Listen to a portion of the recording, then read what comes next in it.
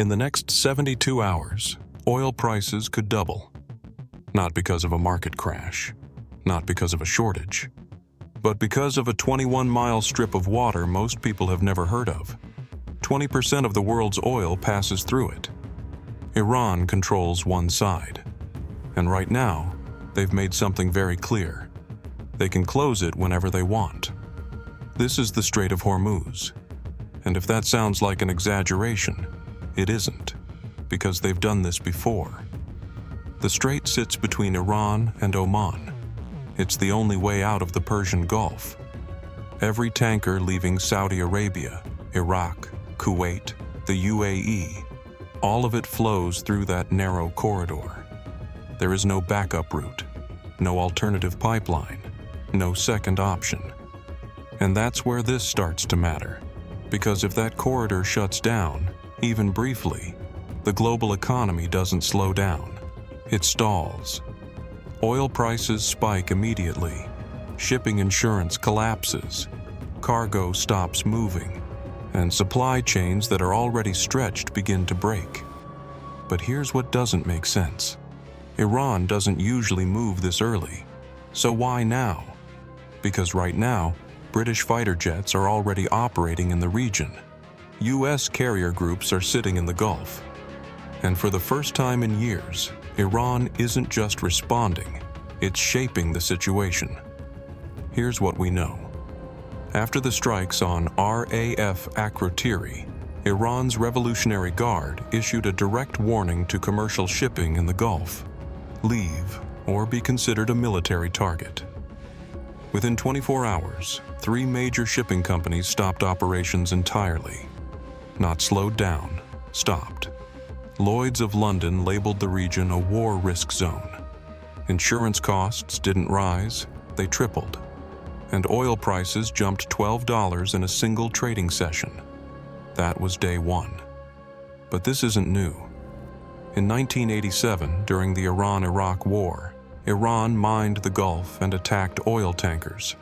The U.S. Navy was forced to step in, escorting ships through the region. Operation Earnest Will. 17 American sailors were wounded. A U.S. warship nearly sank. In 2012, Iran threatened to close Hormuz again. Oil prices jumped overnight. The U.S. Fifth Fleet moved in. Iran backed down, barely. And in 2019, Iran seized a British tanker, the Stena Impero, and held it for 10 weeks. Britain's response? A statement. That's it. But this time is different, because now British jets are already in the air. Before we go further, subscribe. This is a live investigation. New developments are coming in fast. And if you're not following this in real time, you're going to miss what happens next. So what actually happens if the strait closes? There are 3 realistic outcomes. Scenario 1. No missiles, no explosions, and still, the damage is immediate. Iran doesn't need to fire a shot. Just the threat is enough. Shipping freezes, insurance collapses, oil hits record highs. And suddenly, every government in the West is dealing with it at home. Fuel prices, heating bills, food costs. This is Iran's leverage, and they know it. Scenario 2. One mistake, one missile, one moment that wasn't supposed to happen. A British jet shoots down an Iranian aircraft. A missile hits a base. A warship gets targeted in open water. And just like that, escalation isn't a decision anymore. It's a reaction. This is the scenario military planners fear the most, because it happens fast, and once it starts, it doesn't stop where you expect it to. In war simulations, the U.S. keeps the strait open, but not without losses, not without ships damaged, not without oil hitting $200 a barrel, and not without Iran responding with ballistic missiles across the region, including British bases again. Scenario 3. The one almost nobody is talking about, because it doesn't happen in public. Back-channel negotiations, quiet talks, no cameras, no headlines. but it has happened before.